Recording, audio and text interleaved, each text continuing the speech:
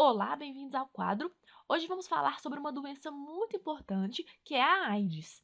A AIDS, pessoal, é causada pelo vírus HIV. Esse vírus também apresenta uma cápsula proteica, que é chamada de capsídeo, o material genético, que neste caso é o RNA, e também uma enzima muito importante, que é a transcriptase reversa. Essa enzima é muito importante para a replicação desses vírus, e isso vai ser falado nas aulas específicas sobre os vírus. Nessa aula, eu só quero falar sobre a AIDS. E quais células o vírus HIV invade? Bom, os vírus HIV invadem os glóbulos brancos, que são aquelas células sanguíneas. E o que essas células fazem? Bom, pessoal, relembrando, os glóbulos brancos são responsáveis pela defesa do organismo. São células, então, muito importantes do sistema imune, do sistema de defesa. Os vírus HIV se multiplicam dentro dessas células. E aí todo o sistema de defesa do organismo fica comprometido.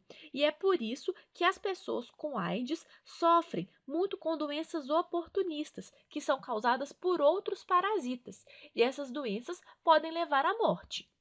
Mas e como que essa doença é transmitida?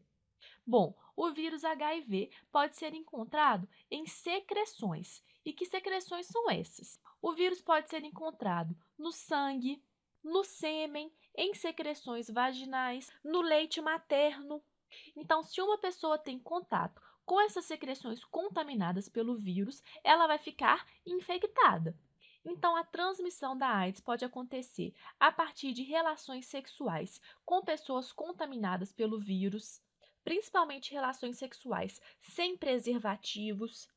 Além disso, pode acontecer transmissão através de agulhas ou seringas contaminadas.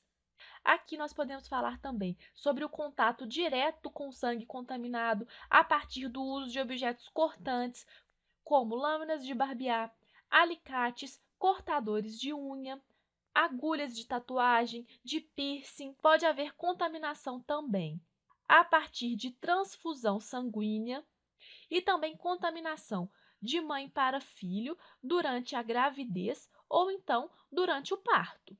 Já se sabe também que o vírus HIV pode ser passado pelo leite durante a amamentação. E quais são os sintomas da AIDS? A fase aguda acontece nas primeiras semanas de contaminação. E muitas vezes essa fase é confundida como uma gripe. Isso porque os sintomas nessa fase incluem a febre, mal-estar, dores. Então, muitas vezes, essa fase pode passar despercebida e ser confundida com uma gripe ou resfriado. Só que essa fase, pessoal, é muito importante. Por quê? Nessa fase, ainda não há certeza que a pessoa está contaminada pelo vírus HIV. Então, isso aumenta a chance de contaminação para outras pessoas. Esses sintomas são, então, inespecíficos e o diagnóstico de infecção só pode ser confirmado mesmo pelo teste anti-HIV, que geralmente é feito após 3 meses da data de contaminação. E na fase crônica aparecem as doenças oportunistas, que podem ser a tuberculose, pneumonia, também podem aparecer tumores.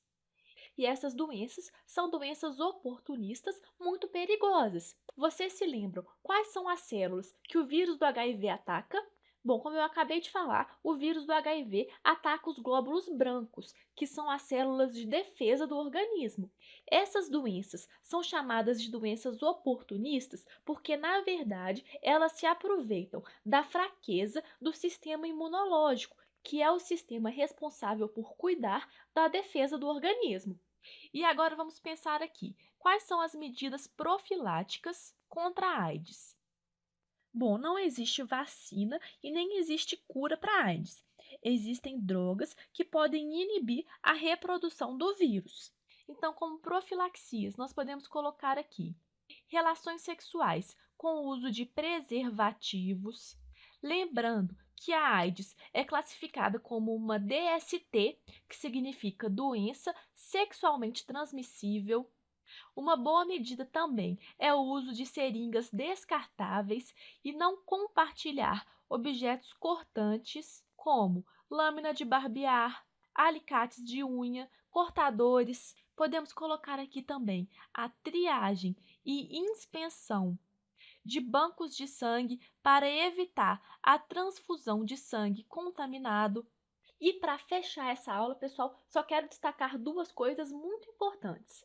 Primeiro, ter AIDS é diferente de ser portador do vírus HIV. Mas isso por quê? O vírus, pessoal, tem um longo período de incubação. Então, às vezes, a pessoa é portadora do vírus, mas não manifesta nenhum sintoma e não necessariamente vai ter a AIDS. Ela vai ser apenas portadora do HIV.